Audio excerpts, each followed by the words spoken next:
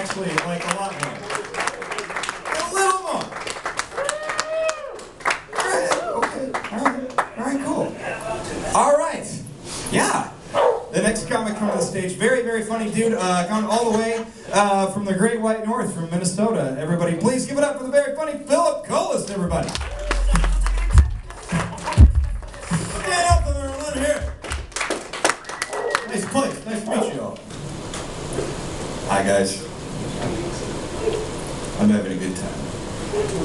I'm enjoying comedy. I'm enjoying all my comedy shows. It's like, yeah. You ever been through something really terrible, and while it's happening, it's terrible, but when it's over, and it's really weird, good mood for like a month because you're not doing that terrible thing anymore? That's how I am. All my comedy shows are great now. Because 6 months ago, I did a show at a place called the Rochester Athletic Club, which is a gym that's not a comedy club, at 2 in the morning, for a high school prom lock-in. Oh yeah, that's right. 250 high schoolers not gonna fuck what I was telling them for a half hour. It was a tough paycheck. In fact, you guys are gonna all do me a favor just to remind me you're not high schoolers. It's a goddamn prom lock-in. What I want everyone to do right now is think in your head of your favorite swear word. You got it? You got it chambered? Because on the count of 3, I want you to all yell it out for me. Don't worry, if we all do it at the same time, they can't arrest all of us. Alright, on 3. 1, 2, 3. Yes! So good to be telling jokes in front of adults who can buy their own drinks and probably don't live with their parents. Probably don't, the odds are high. I know, it's tricky. I didn't know what to do with comedy. Didn't know where to go with it. After December, I saw the funniest thing in my entire life, which was video footage of Donald Trump being attacked by a bald eagle. Oh my God, did you guys see it? It's magnificent. I watched it 30 times.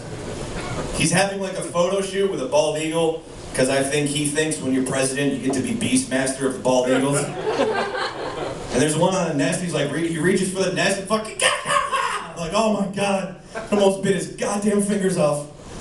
I would have voted for that eagle. Blood-smeared eagle with an asshole billionaire's fingers dangling from its beak. Yeah, it's my America. And I think about that because I actually have one friend in my Facebook feed who's a total unironic Trump supporter. And I keep her around because I don't think it's a good idea to clear people out of your life just because you disagree with them. Plus, I got jokes to write, you guys, come on. But she's like 100% means it genuine. Like, she wants to put up a fence to keep out immigrants, and she wants to put Muslims in camps. But she's Japanese. Who are you cheering for? And she's posting like, well, if we can't racially profile Muslims at airports, who are we supposed to profile? Fucking no one? Is that enough? And like, I want to be clear, she hits all the marks. I win a bingo card every time I log on with her. Like, she's more sexist to women than some dudes I've met in my life. Which is gross, but also kind of impressive. In the same way a tumor can be gross but impressive at the same time. Like, she had a photo of a dude my age, over a stove, cooking his own meal like a human with a stomach that gets hungry would do. And she captioned it, and it said, "Men cooking, because the last generation of women didn't teach their daughters shit." Yeah, what the fuck? You're mad that, not only are you mad that no one's cooking for me, you're mad that I'm feeding myself. Like, what do you want? What would satisfy, like, do you want my sister to cook this for me? Do you think my mom did a bad job raising me and my sister? Do you want me to fuck my sister? I don't know what would make you happy here, you bad person. And I just I've never been angry at my life. I've never wanted...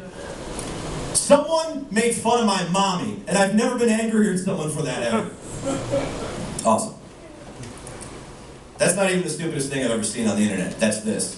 Something a friend of mine posted. It wasn't a picture, it was just words in a box. But she didn't type it herself. Who does that? It said, "A bad day of work is still better than a good day of unemployment." Fucking no, it's not. That's not true at all. Even a little bit on a grayscale kind of sort of way. Like, all right, yeah, fine. I get it. Being broke sucks. But unemployment is awesome. Have you tried it? It's spectacular. Like, take how comfortable pajamas are, right? You've worn pajamas, I assume. You're not some serial killer who sleeps in your clothes for work the next day. Take how comfortable pajamas are, multiply that by 24 hours, that's unemployment. I just did the flannel math for you, you're welcome. When my friend posted that, I felt really bad because that meant her parents never taught her how to have imagination. Are you kidding? Grow up. Build a fort out of some couch cushions, pretend you're a pirate, watch movies all day. Like an adult, you son of a bitch. You know how many samurai movies there are? All of them. Watch those till 4 in the morning. It's going to be a lot more fun than going to work that day. Awesome. Hey, this will help you guys out. Help you win Jeopardy with this one someday. Do you guys know how for each person, for each finger, our fingerprints are different? Right? The same thing is true for your tongues. We each have different tongue prints, different bumps, lines, and cracks and valleys like that. You're right. That is gross. I can feel you pulling back on me. That's fair.